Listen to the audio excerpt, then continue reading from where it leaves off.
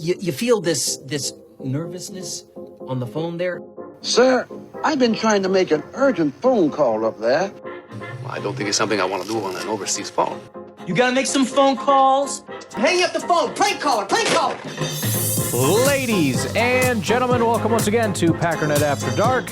This is the call-in show with the Packernet Podcast Network. If you'd like to call in, if you'd like to participate in the show, please feel free to do so. Phone number here is 608-501-0718.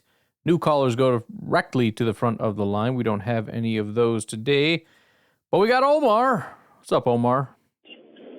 What's going on, Omar the firefighter? How y'all doing? What's up? All right, so I'm calling now. This one is my more positive, focus on the positive, since y'all heard my negative rant. Sure. I do love Xavier. He's killing it.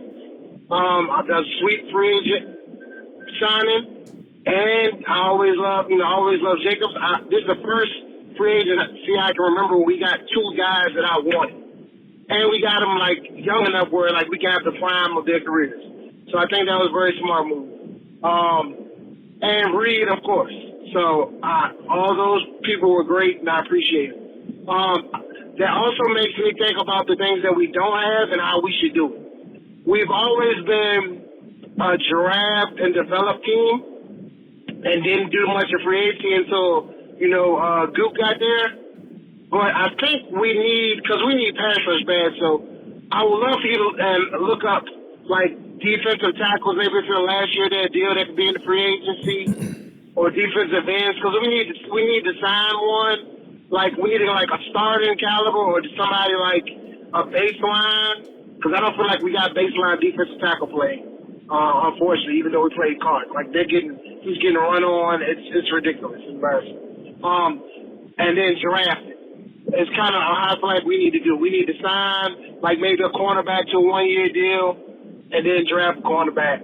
But just kind of if you might not get everybody you want in the draft. Usually you don't. So we need, some prime picks, that can step in and start and improve these negative things on our team so we can constantly be in the Super Bowl. I do love the fact that we do keep finding a way to win. That's awesome. Maybe we can get the Rams and be not the greatest team in the playoffs and end up winning it. And we did play without our number one cornerback. So I want to give them excuses and outs, but the pass rush is non-existent. And to have two top 10 paid players on our D-line for them to be so trash is very disappointing. So, as far as trades, I don't even know if there are any defensive ends out. And I normally wouldn't be yeah, we should trade for a defensive end. But I definitely 100% would not oppose to trade for a starting defensive end or a starting defensive tackle. We need one of those positions to step up because I feel like they're holding us back. So, anyway, go Pack, go. I still think we're going to have a great season, but I don't like us playing like trash. Bye. Yeah, so not a lot of options. If you look at guys that are available that last year made at least $5 million, last year Brian Moan, no idea who that is. Fletcher Cox is available, which tells you everything you need to know about Fletcher Cox, but he is 34 years old. And then good old Yannick Ngakoue, he's a defensive end, but that would be an option there. As far as edge rushers, Tyus Bowser, 5.5, again, Yannick Ngakoue, and Randy Gregory. So those are the only guys. And the reason I say, how much they made last year is because if they're making $1.5 million last year, I doubt they're going to make much of an impact. So there's not much. I mean, there's Randy Gregory, Yannick Ngakoue, and Fletcher Cox. Really, that's about it as far as guys that had proven their worth. But I shouldn't even say that. That got paid as though they're going to be high-impact players last year. But again, there's a reason these guys have not been picked up. I've spent years trashing Yannick Ngakoue. Randy Gregory is 32 years old and has had a hard time keeping a job for a reason. And Fletcher Cox has been great for a long time, but I mean, he just kind of he's been declining, hit a wall, and I don't think we get more production. I don't feel as good about him as I do about guys like Kenny or Wyatt or Brooks or Wooden or any of these guys. Like they have proven themselves to be able to hit a certain pressure rate.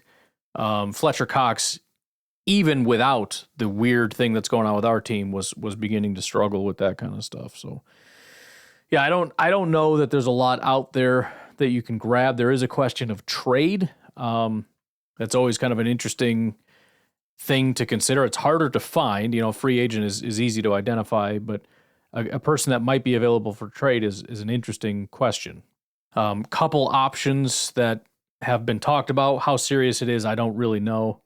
But Emmanuel Agba, Miami Dolphins, he is more of a defensive end than an interior guy. But 30 years old, Miami's clearly on the outs as a team. He's not doing great, but it's, who knows, change of scenery, whatever. Dietrich Wise for the Patriots. Some mention of the Cleveland Browns simply because they have a lot of depth there that maybe, because there's just not enough play to go around, they could have more value in trading somebody. Same is true with the Pittsburgh Steelers. Talking about Cam Hayward, Larry Ogunjobi, Montravius Adams, Dean Lowry. Not all the greatest in the world, but who knows? Maybe that wouldn't be the case because they're winning. Pittsburgh is not going to want to give anybody up. Problem is it's going to be hard to actually find guys. I mean, you could try to rationalize this stuff and say, well, they got a bunch. It's like, yeah, well, you need a bunch, and you're on a winning streak, so I don't think you're going to want to start purging players. You know what would be hilarious is if we absolutely fleeced the Jets again and went out and got Hassan Reddick, who refuses to suit up for the Jets. We would have to actually do what the Jets didn't and offer him a contract on the spot, and I don't know if the Packers are interested in doing that, but that would be pretty hilarious if they paid for Hassan Reddick and then didn't get him, and then we ask for a discounted price because it's like, well, look, he's not going to play for you. You messed this up. Might as well take what you can get. We'll throw a couple little crumbs at you and whatnot because we got to give him a big contract as it is, so we're certainly not going to give you a lot, but we'll throw a couple crumbs your way, get him off your just get him off your team entirely, and then, recoup a little bit of that value that you lost. More than likely, he would end up going to the Raiders in a trade package to get Devontae Adams, if I had to guess. That then would bring us to the NFL draft, which I'm gonna hang on to that. I'm gonna keep that in my back pocket. We'll, as the season goes on, you start to look at, hey, this isn't working, start developing in your mind again. Defensive line might need some help. Maybe they just got to figure it out. I don't know, but they might need some help. Corner, I think we need some help there. Offensive line, we could at least use some depth. You start building that out, and then you can look into the draft. I don't want to just off the cuff do it at this moment. Maybe on one of these kind of down days, we'll do an NFL draft day. It could be kind of fun. Dakota, what's going on? Man, Tucker Trucking Craft. Dude. Trucker Craft. It seems you keep talking about Tucker. See, look at me there. You keep talking about Tucker Craft. Brian, that's my guy now. But you keep forgetting he's Trucker Craft. Mother Trucking Craft. Yep. Tucker Craft's gonna truck a word that almost rhymes with craft. I mean, I don't care how you say it. This man's gonna truck, folks. Mother Trucker Craft, am I right? He's gonna fly down the field. He's gonna knock you out. I love this man. Trucker Craft. Don't forget. And I'm not afraid to say it. Title, right? I'm sorry. Oh my gosh, I just completely blanked. I got distracted and completely blanked. It happens. Trucker Man. Yes, sir. You are a famous trucker man that calls in. I very much apologize. I have been very busy. I apologize. But Trucker Craft is another trucker that is moving in with you, buddy. Anyway, this is awkward enough. I'm gonna let you go. Peace. How do we incorporate Trucker Bob into that? I feel like there's something there, and I'm just missing it. Trucker Bob. Oh my gosh, I'm go. so sorry. I know a man named Trucker Dan, and I was just talking to him 2 days ago, all dang day, at a festival we were having at the park. Trucker Bob, I apologize. I was trying to remember. Look, I have no excuse, my guy. So what I was trying to say was, Trucker Bob, move over. We got another trucker coming in. There we go. All right. Bye, y'all. It's a good start. We gotta figure out by the end of this there needs to be some kind of a collaboration. That's all I'm saying. Hi, Ryan. That's Draft Hobbyist. Great game, great win. It's kind of funny how first half, we thought we might end up losing, and if we had lost, The storyline is totally different. We'd be 2-3, and we pull out the victory, have a great second half. Now we're 3-2. Everyone's excited. Overall, I thought we did play pretty well. I mean, I like to see that Jordan Love was much better on his leg, and I think it's even more, shows even more that, we played him too early. They rushed him out because we were playing the Vikings. But all that did was cause us to lose to the Vikings. One main thing about the Love interception on the pick six is because it was a pick six, people are going to say, oh, we shouldn't have thrown it, take the safety. I don't think you do take the safety. I guess I'm in the minority. I think you go and you just throw it out of bounds. Now, he didn't get enough on it, but just put some more arm on it. I know it's hard, but you don't even really have to worry about where it's going. Just so put a little more on it, get it over that defender, and save the 2 points. You don't want to take a safety and punt and give them good field position.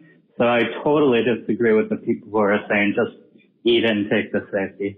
Our pass rush is horrendous. I think Preston Smith has been horrendous.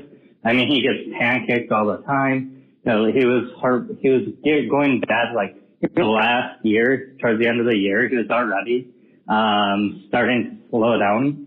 And I think we have an out year after this year. A lot of money can be saved by cutting them. And I think that's what we need to do. So in the draft, I think we either need to look for a 3-tech for some inside pass rush or an edge, whatever's there. I know there are a couple of 3-techs. There's a kid out of Michigan that's like really good, but he's probably going to go too high unless we trade up for him. But you can usually find an edge rusher towards the bottom that has kind of been overlooked. And there's a lot of edge rushers this year, I think, or there will be. So, you know, we need more of a pressure and actually getting, you know, the sack, not just getting the pressure, but going through and actually finishing the sack. Because, you know, if you let some of these quarterbacks scramble out, you got the pressure, sure, but you didn't, like, slow him down or anything. Now he's throwing, like, a 50-yard bomb for a touchdown. Well, good job, you got your pressure, but, like, you gave them 8 to 10 seconds to throw the ball and they got a touchdown. You know, that's not a good play. So a lot of people say sacks don't matter. They do. And they're drive unders. So they're like a penalty.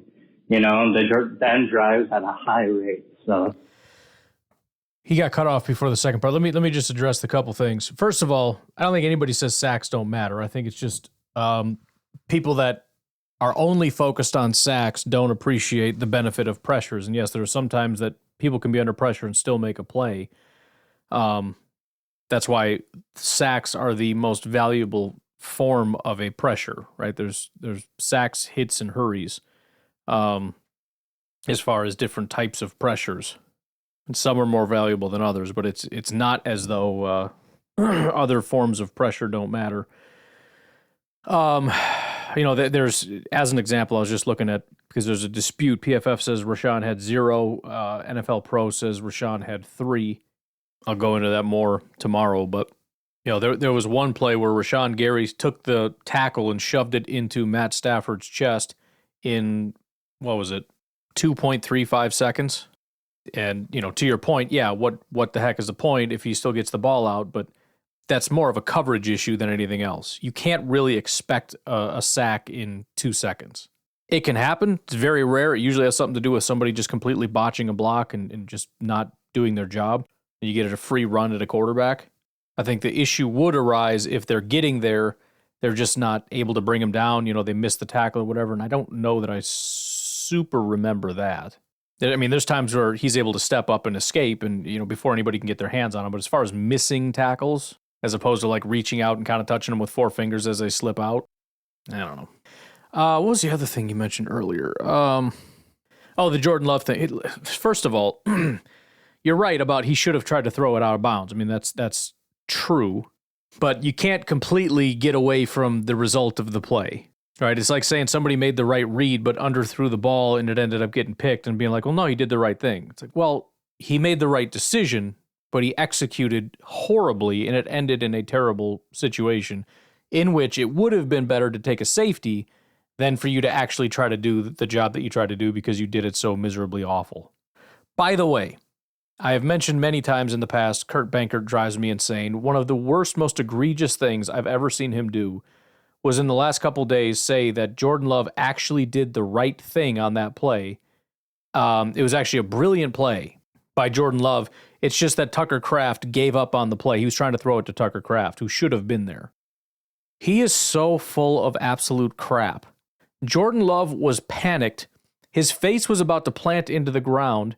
He wasn't looking in that direction at all. So the idea that he just knew instinctively that he must have been there somewhere and was trying to throw it in that direction, knowing that's exactly where he was supposed to be and that Tucker should have caught it, is stupid.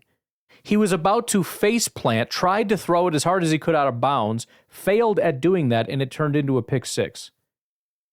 The constant defending of quarterbacks, I'm not saying you're doing this, Drew, I'm using your comment as an opportunity to talk about how insane Kurt Benkert can be about some of this stuff and why I will never just bend over backwards and just say, oh, well, he played in the NFL, he would know. No, that's not true. They certainly have more insights, and Kurt Benkert can provide some of those insights, but I've never seen him use the insights in a proper or appropriate way ever. Jordan Love was not trying to throw to Tucker Kraft. He was trying to throw it out of bounds. Saying that he was trying to throw it to Tucker, but Tucker gave up on the play, is just lying. Anyways, sorry, part two. Hey, Ryan, part two. Draft hobbyist again. What's up? Got a little rambly, a little more than I expected. That tends to happen. But, just to finish up, so we need to get the sacks. We're not getting them. We don't have the horses this year. Van Ness is okay. Hopefully he can progress a little more, but I don't think he's out this year. He's going to turn into that dude.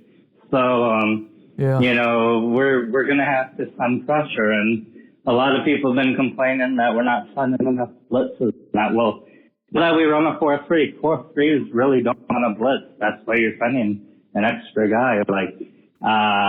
So if when you blitz on a 4-3, it leaves you really open in the middle of the field, especially.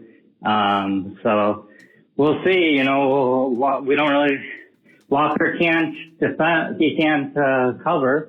So I'd like to see Walker blitz more. Then he's getting washed out in a lot of the blitzes. So, we're just going to have to be creative and get by, and we can't blitz every play or every other play. We need to blitz at the right time, It's all about timing. So that's all I've got. Have a good day. Yeah, and look, the grades at least got better. So maybe there is some improvement there, even though the production still hasn't quite gotten to where it needs to be. But maybe we are seeing some incremental improvement there. I don't know. We got to let this thing ride out, see how it goes, see how it turns out, check the trajectory of it all and where we ended up. Again, so far, from a production standpoint, it's a good defense. If you include all the lucky stuff, which maybe you don't, it's not 100% lucky. There is some talent involved, obviously, but nobody is talented enough to just get 5 picks in 5 games, right? As evidenced by the fact that even Xavier McKinney has never done anything even close to this. I don't know if he's ever even had 5 picks in a season. I don't think he has. But if you just accept what it is and look at the production of it, it's a top 10 defense right now. All right, why don't we take a break? We'll come back and hear from Kyle in Madison. Hey, Kyle from Madison. What's up? So I didn't realize how upset a lot of people are today at a win. It feels like, and I'm not talking about callers or anything, if people are calling in and they're adjacent to this. No. I mean, on the social media, on the radio, that kind of thing. Maybe not the Packernet crowd. Maybe. But it feels like we're trying to snatch defeat from the clutches of victory, And kind of feel yes, of course it's fair to have criticisms over things that weren't great, right? Obviously. So I'm not saying that the Packers are a sacred cow that shall not be besmirched no matter what. That's not what I'm saying. But there's people straight mad. I would have thought we lost. And while, sure, on paper it would have been cool, like go down there, get right, blow them out, part of me was like, yeah, maybe we can. But like I said the other day, like we hadn't won in Los Angeles since the 60s. And, I mean, it's kind of an us thing, expectations-wise, I think, in this case, because what has just killed us in games like this where we need to get right game, what has been a real problem, right? Well, smart, talented veteran quarterbacks. Well, Matthew Stafford, I would say he didn't have his full complement, but man, that guy he knows what he's doing over there, right? And West Coast trips, right? And then, like you said all offseason, Ryan, you know, when the schedule release comes out, how like other teams are looking at whether it's us or other teams looking at the Bears and going, oh, win, win, win. I guarantee you know, the Los Angeles fans are thinking, all right, Packers didn't play great for stretches against the Vikings. Like, this is our chance. We beat them. We're both 2-3. Man, I mean, like that's a desperate team. That is LaFleur's old boss and best friend. I mean, this thing was just filled with danger in my mind going into this. So, you know, I think we just need to kind of be happy about this and let's just build on it, move forward, because boy, I've seen us lose a lot of these games. We probably lose this game last year, actually. So, you know, let's all just take a breath because we won. We won, and now it doesn't matter. We don't have to worry about them. And we can just try and improve. Certainly there are things that are, you know, concerning, but I thought this was kind of a dangerous game. You know, the Rams didn't want to be, what were they now, 1-4? Yeah, so if they beat us, we're both 2-3, right? So this is a desperate team at home.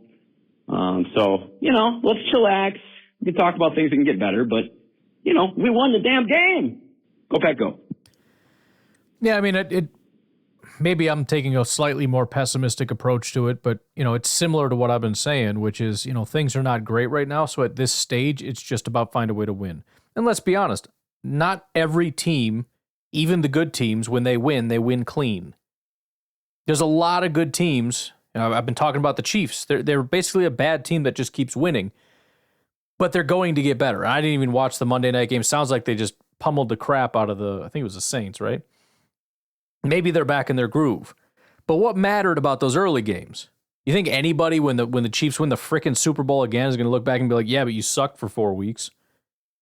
No. It's a stupid thing to say. So it's kind of the same for the Packers. All right, this is not what we need. It's not. And I'm assuming you would admit that, Kyle. Jordan is not good enough. Wicks is not good enough.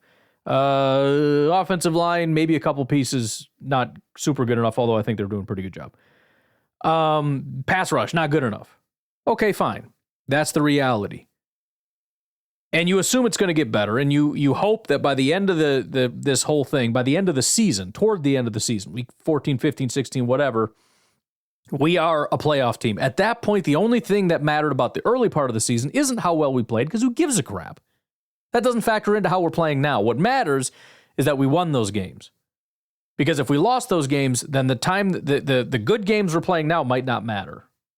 So what we need is to win games, and then by the end of the season, we need to be a playoff team. Those are the two components. Early season, win the frickin' game. I don't care if you got to cheat, steal, lie, whatever you got to do, win the frickin' game. End of the season, you need to be a playoff team. If you don't do either of those things, then your season sucks. That's all there is to it. There it is! Put up, Snacks. All right. Well, I just arrived in Chicago on some travel for work. I listen to ESPN 1000 Chicago radio anyway during the football season just because I really enjoy it. I think I've said it on this program a bunch already, so you already know. But I really enjoy hearing them complain and moan and opine and really get lofty with their expectations. Mm-hmm. And it's just funny, man, like a couple of those guys already saying that Caleb's going to be the GOAT. Now, he's good, man. Don't get me wrong. And he could be a bad man. No. And that's fine. He's not good. I got no problem with that. I'm not worried about it. He's not good. But gosh, it's just like one thing happens and they all just hop right on that big-ass bandwagon and just put the pedal to the metal and run 9,000 miles per hour, hopefully right into a wall. Anyway, Coach Jamie Sachs just had a few opinions he wanted to grace our fantastic audience with. But I'm not going to repeat too much. Everybody's kind of already said stuff. So it's just the two things I wanted to say is I'm really glad that you brought up the Evan Williams stuff. He was fantastic. Yeah. And I kind of got down on Stokes a little bit, and I'm still not all the way there. And actually, I'm not saying that Williams is an option there, but man, I'll tell you what, we get Jair back and Williams plays like that with some consistency. We got the X-Man with his jersey hanging over his shoulder pads, not tucked in. I mean, the backside of our defense, it ain't bad, man. Yeah. Now, if we could I'm curious if we get Wyatt back, if Clark and Gary, something's got to happen there, man. There's no way they're going to keep up this poorly, are they? If we even start getting a hint of pressure with those guys, just a hint, that's going to change a whole bunch, man. A whole bunch. Wicks drops need to stop. Dobbs needs to stop complaining and just get to effing practice and handle his role. I mean, he's got to be pissed off he wasn't getting targets, but who cares? Everybody, it's our offense, man. And Love, second half was way better. Dude, you can see it, man. You can see what he's going to be and what he should be. I'm not worried, man. I'm not worried. We march! Coach Jamie Sachs out! Yeah, I mean, the secondary has a chance to be sneaky elite.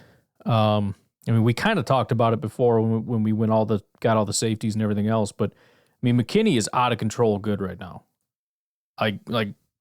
This is one of the things where, if this was, I don't know, I don't want to overstate it, but let's just be honest. I mean, this is as good as safeties have ever played. Let's just say what it is. Evan Williams was basically perfect. And, we've tried with Bullard. I think Bullard has done an admirable job, but I don't think he gets his job back. I just don't. I don't think he's going to be next to McKinney anymore.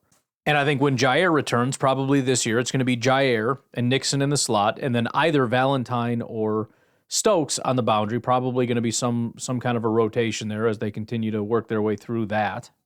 But yeah, I mean, you're talking Jair, Xavier, or Xavier. I don't know. I always said Xavier, and then everything became Xavier, and I don't know. I don't care. X and Williams. If Williams can keep up what he's been doing, I mean, two safeties in a corner is a heck of a group. And then you figure Nixon is not my favorite, but he's not bad. And I feel like, I'm as somebody who tried to defend Stokes for a long time, I do feel like I'm in the camp of I would prefer Valentine because I think he just has a higher floor. I know Stokes has the ceiling, but I'm skeptical he's ever going to reach it. And considering how good everything else around it is, I would kind of just prefer a little bit of a higher floor just to make sure we don't have guys like slipping and falling and leaving guys wide open and whatnot, But yeah, I'm again, it's, you can focus on the negative, but as the negative is materializing and you're looking at the defensive line, it's like, oh man, I wonder what the heck is going on. On the back end, good things are happening. And that's not even to mention Edgerrin Cooper. And again, I've been cautioning because, he had that one good game. He's made plays, but overall hasn't graded out super great. In other words, he'll get a big pressure or a sack, and then the rest of it's kind of iffy. But he's still learning stuff. And then he has his biggest game in terms of snap counts, 30 snaps. They really ramped it up. And he was one of the best players on our entire team. And Williams, the rookie, was one of the best players on our entire team. And Xavier McKinney, the free agent signing, is one of the best players. I think Williams was the best or Xavier was the best. I don't know. A lot of the we'll talk about it tomorrow. A lot of the advanced metrics actually had Evan Williams better than, I'm not talking PFF grade, I'm talking all the stats. Xavier McKinney was targeted twice and had a pick and a pass breakup, and still Evan Williams surpassed McKinney in a lot of the metrics for coverage. That's how freaking good he was. And then on top of that, you look at the pressure generation outside of that. It's like, oh man, we can't get the front four going. It's like, yeah, but look at what Edgerrin's doing as a pass rusher. Look at what Quay is doing as a pass rusher. Look at what our safeties like Bullard are doing when they get that, they maybe get one or two opportunities a game, but they work. And look at the emergence of Jaden Reed and look at the emergence of Tucker Kraft. Like, again, on one hand, there's a lot of things to be nervous about. On the other hand, certain things have exploded. There's a lot of things we have at our disposal right now we did not have last year. And all we really need is Jordan Love to give us what we saw in the second half. In other words, please stop being bad in the first half. And I think it's really going to illuminate how good this team can be. And then if we get Dobbs and Watson back and Jordan's playing at a high level and we got some really good DBs and with coverage being better, you know what that does? That improves your pass rush. As I've said, pass rush is almost entirely a coverage metric. It's just, the better your coverage is, the more pass rush you're going to get. Now, again, the elite pass rushers are going to stand out because they get to the quarterback fast. They're the guys that can compensate for bad coverage. Like, well, quarterback can get it out in 2.3 seconds. So, yeah, I can get there in 2.2, so don't worry about it. But there's a huge pool of guys that'll get there in, 2.8. You change the coverage from, 2.5 seconds to 2.8 seconds, the sacks and the pressures and the hits are going to go through the roof. So, yeah, it's a weird thing that's happening. They are finding a way to win, and it's the negatives can somewhat overwhelm the positives because the negatives make it look ugly. And that's the problem where it's like, man, it doesn't look good. And I'm worried about that. But it's kind of disguising some of the really scary good things. And we'll see how much of it is real. I don't know. But if this is really what Tucker is, if this is really what Evan Williams is, if this is really what Xavier McKinney is, if this is really what Jaden Reed is, this team took a giant leap forward compared to what it was just last year. Hey, Ryan, TJ from Alabama. May need you to put on your psychological hat and tell me why do I feel worse after a win than I felt better after the Minnesota loss. I'm not sure why that is. Huh. But I actually, after the Minnesota loss, I felt pretty comfortable. And then after the LA win, which I was happy with, I feel a little bit more shaky on. Feel like here, I have the answer for you. And maybe you parse through it or whatever, but it's funny because I think we all felt, Jordan Love came back. The first half was rocky. The second half, they dominated. And I think the general thought was, okay, they got it out of their system. Jordan's better. He's healthy. He's confident. He's figured it out. Everything's back in the groove. We're good to go. The assumption being that wasn't going to happen again. And then the Rams game comes along. Rams are a bad team. They have one of the worst secondaries in the entire NFL. And everything was bad for the first half again. And so instead of having this feeling of like, okay, that was just, 2 quarters of bad, we'll never see it again, suddenly it's like, oh crap, this is just going to be a thing now. And it shakes your confidence that next week we're going to see a good offense at all, much less in the first half, second half, whatever, because you just don't know. Just a thought. We beat a bad team by a little bit. I don't know what you think. But also, the safety room, I must say that, we've seen Goody and other places, other GMs in the past, rebuild a room. But I'm not sure I've seen a better, more complete rebuild than in one season than we've had for our safety room. I honestly think that last year, if we didn't have the worst safety room in the league, we were in the bottom 5 for sure. Yeah. And right this moment, I feel like we absolutely have a top 5 safety room. Yeah, a good portion of that is McKinney. But, Bullard and Williams as well. I mean, just a massive transformation. Young, talented, athletic group that understands football, knows what they're doing. I'm really, really liking our safety group. So I have, could you think of another turnover or a rebuild of a group that has been as stark as this one? That's it. Thanks. Bye. It's fun. It's just confusing because I'm like, well, it goes for 3 minutes, but we're only at 1:45. But I'll just go ahead and pause it. The only rebuild, maybe not of a particular group, although pass rush comes to mind, that could be equivalent would be the last time Brian Gutekunst tried to rebuild something, which was in 2019. 2018 was a disaster. He took over, went out and got a bunch of free agents. He got Amos, he got Za'Darius, he got Preston, he drafted Rashawn. and look at the massive turnaround. By the way, you're right. I haven't looked at it until now. Right now, the Packers have 2 top 10 safeties. For the last 2 to 3 years, I would guess we've had the 2 bottom 10 safeties in the NFL. I mean, we've gone over it. I know we had, I think, like the 2nd worst and 8th worst safety. One of those, not last year, but 2 years ago, I think, was really, really bad. Xavier McKinney is the number 1 safety in football with a 91 PFF grade. Evan Williams is ranked 9th right now with an 81.3 grade. Now, Evan Williams, he has played 4 games, but only 112 snaps, which is about 50% of what a lot of these guys are playing. Some of them are a little bit more, like McKinney's at 332. But, yeah, we got some 250s in there, like Jabril Peppers, which is about half. Evan Williams played about half of that. So, but I mean, still, I mean, I cut off the guys that, you know, what do they do? 20% of the maximum, 366. That's what PFF does to kind of get rid of the guys that shouldn't count, and he's still on the list, so that's why I am including him. But yeah, we go from probably the worst safety group in football to, let's see, who can compete here. So Denver has the number 2 guy. Who's their number 2 outside of that? I don't see him. Then Seattle, don't see their number 2. Chicago with Kevin Byard. I don't see their other guy. Kirby Joseph in Detroit. I don't see him. Jabril Peppers in New England.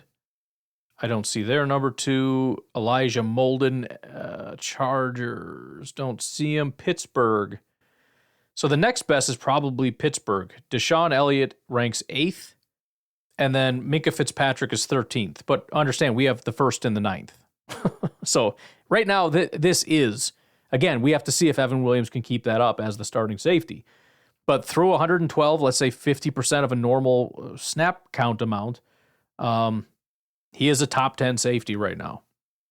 So if that continues, we have the best safeties in football. That's just all there is to it. All right, let's take our final break. We'll come back. We got 4 more calls to get through, pending any more coming through. We'll take a quick break. We'll hear from Daniel in California.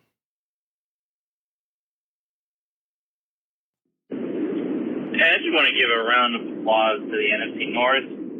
I was looking at takeaways, and number 1 is us, number 2 is the Vikings, and number 3 is the Bears. Crazy, and, right? Yeah, it's not surprising to anybody, but it's like, wow, it's pretty crazy. And then you look at just the record of each team, Vikings being the surprise, you look at the Lions being what the Lions are, and even the Bears, they're 3-2. I'm going to give them their credit for how their defense is. And us, even with our setbacks and our sloppy play, we find ourselves at 3-2. It's going to be fun, man. Even if like we have games go bad in the NFC North for us, or if we just dominate, it's going to be a cool year just to see the North just destroy the rest of the NFL. But I really, I just thought, it's crazy that the NFC North is just dominating takeaways. And it makes you think like a team like the Lions and a team like the Vikings, when we all start playing each other, everybody's going to just be, like everybody might split.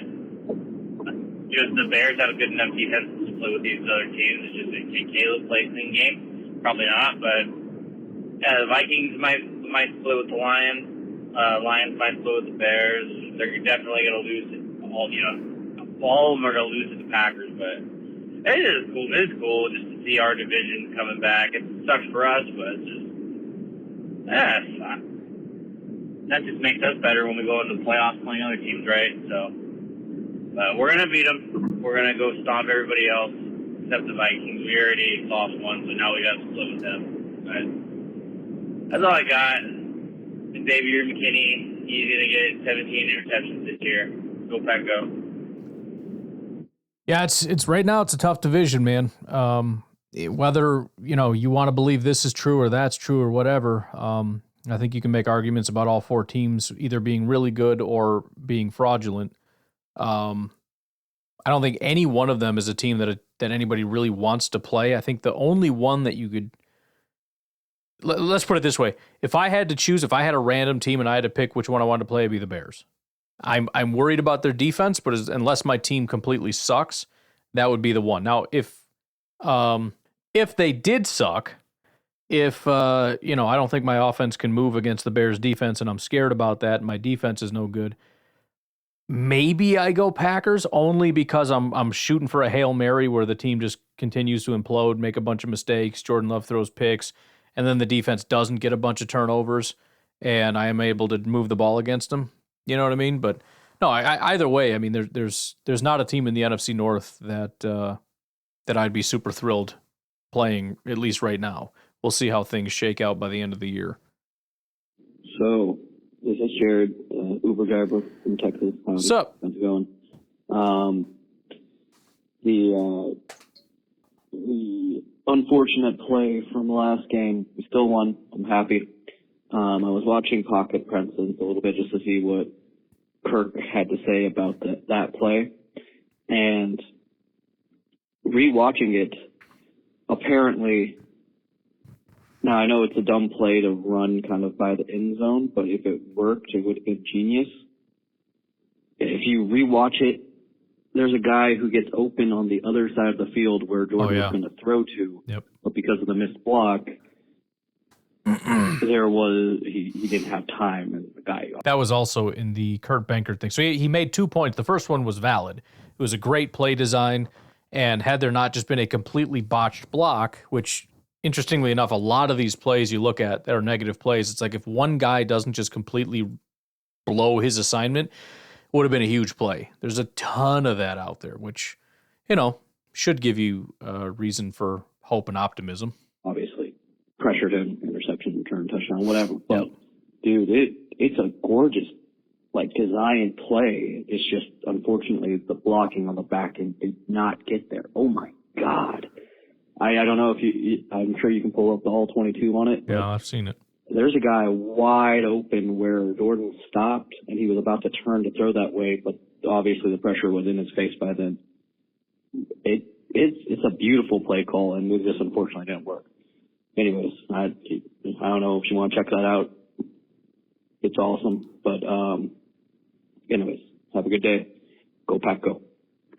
Also, Aaron Rodgers got Robert Saleh fired or something.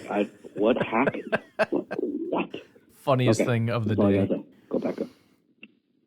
Yeah, that is a hilarious storyline. And it's like I haven't heard anybody really argue against it. I'm sure there's some people that are like, that's ridiculous, that didn't happen. I mean, the Jets are going to say that, obviously, which is, who gives a crap what they say. It's so painfully obvious that that's exactly what happened. Rodgers did not like Saleh. He just didn't. You could hear, that's why there was constantly rumors about those two not getting along. That's why Saleh had to come out and be like, no, we're great friends. We get along just fine. No, you don't. And that's why there's constantly rumors swirling about Rodgers doesn't like you because he doesn't. That's freaking hilarious. But stupid. I mean, so stupid that I talk about this tomorrow. They have, since Robert Saleh got there, the number one defense in football. In that span, best defense in football. The problem right now is the offense. It's the offense. To be more specific, the problem right now is Aaron Rodgers. Not because he isn't an accurate thrower or a brilliant person. It's the fact that he insists on his style of offense, which the NFL has long passed that by. His style of offense has to be the way it goes. The other problem is that it takes years to get on the same page with Rodgers. The idea that he was just going to come into New York and say, okay, here's all the super complex things. Remember the whole thing where you got to learn two different offenses? You got to learn the offense and then the Rodgers offense. You want to know why he's constantly frustrated in these games? Garrett Wilson is not running the right route and this guy's not. You want to know why these things are happening? You shouldn't. You shouldn't not know why if you're a Packer fan. This is painfully obvious stuff. But no, instead of fixing the offense, instead of, I don't exactly know what you do about the offense because you're not going to tell Rodgers what to do. Instead of firing the offensive coordinator that's a do-nothing idiot, no, we're going to fire the head coach, who maybe isn't the best head coach, but it solves zero problems. Zero. Well, it was a bad culture with Saleh. They didn't really respect him. Right, because you're losing. And guess what? You're going to promote this next guy to be the interim head coach. And assuming you keep losing, guess what? He's not going to be super popular. It's just not. And the losing is presumably going to continue because the problem is the offense. Stupid. All right.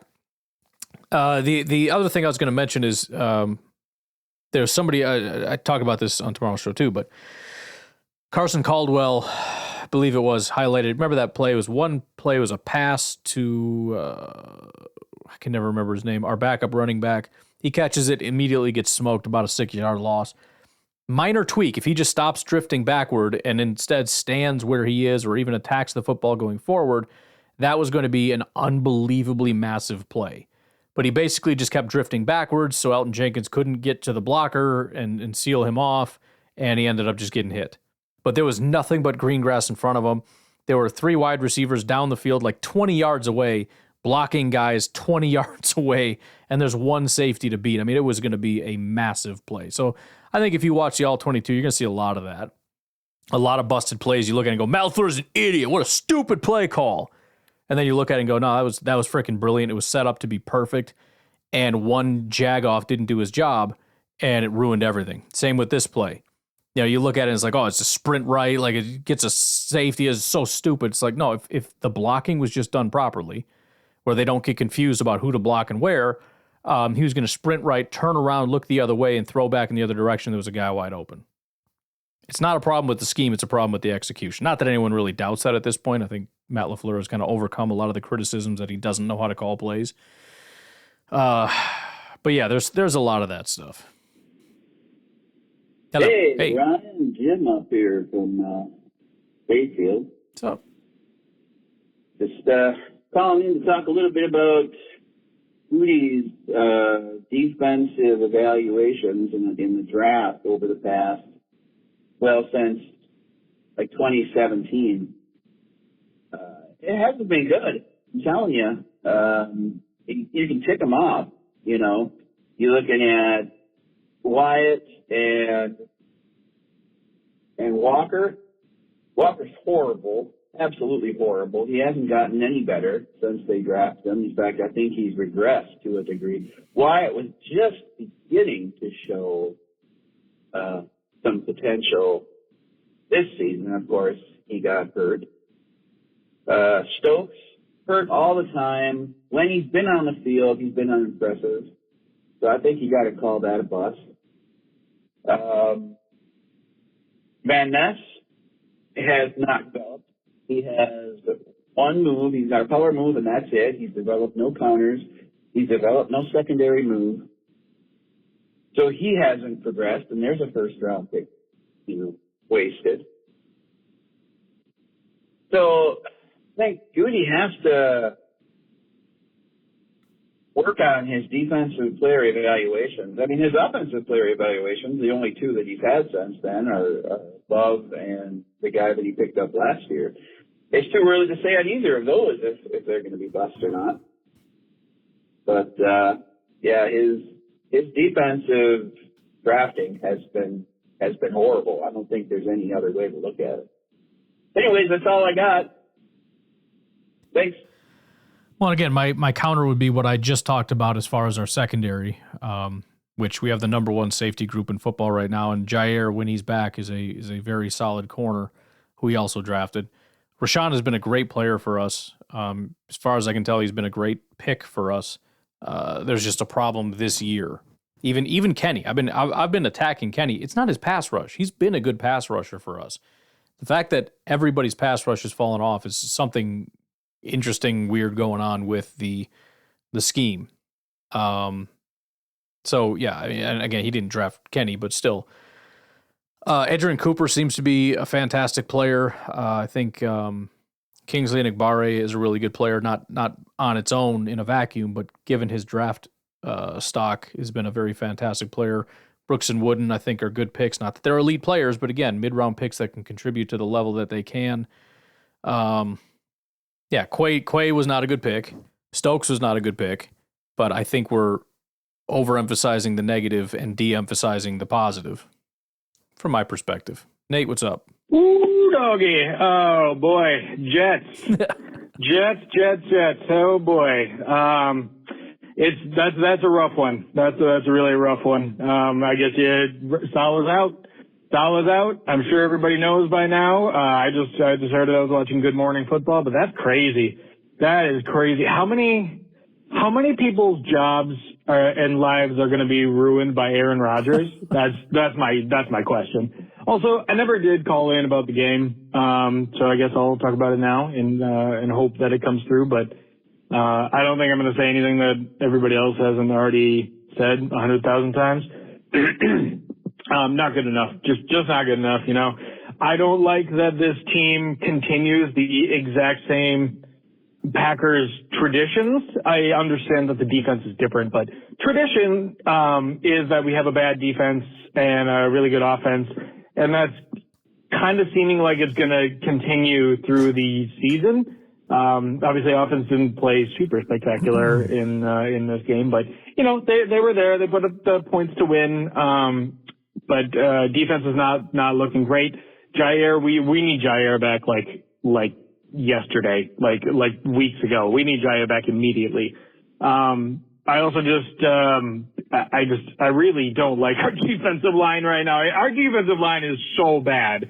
It's so bad. I watched that interior of their offensive line just dog walk, just embarrass those guys. Those guys get paid. Those guys are. Pause. Let me go back and fix that. You're going to inconvenience me. I'm going to inconvenience you. You got to listen to me edit this now. Okay, it's fixed. You can continue now. Like Kenny. Kenny, I know we rip on him a lot already, and you talk about him a lot, but seriously, how much is he making? How much is he making? Ryan, I want to know what the cost per pressure or per sack is for Kenny. And you know what? For the whole defensive line, I want to know what the cost of what we are paying them and what their output is in pressures and sacks. Please do that for me. I would like to know who is the most expensive piece of shit on this defensive line. Pause. But anyway, Well, I'll let you finish, I guess. another week to hopefully get right and maybe actually see some good play from this team. Go Pack, go. Well, I know Spot Track has a thing here. Let me just look. Sometimes it's a little glitchy with trying to log in, but if I can do it, they've got a little thing here. Let's see, over the cap calculate. Yeah, that's what we want. So they kind of couple PFF grades with cost to see who are the best value, worst value, whatever. So right now, Kenny is not the worst. He is, so they have a thing called value over cash. So how good are you compared to how much they're paying you? And essentially what they're saying is we're overpaying Kenny Clark by $6.369 million. That makes him the 19th worst. The worst is Christian Wilkins. But, so what they have for Kenny is that his positional value, $4.1 million.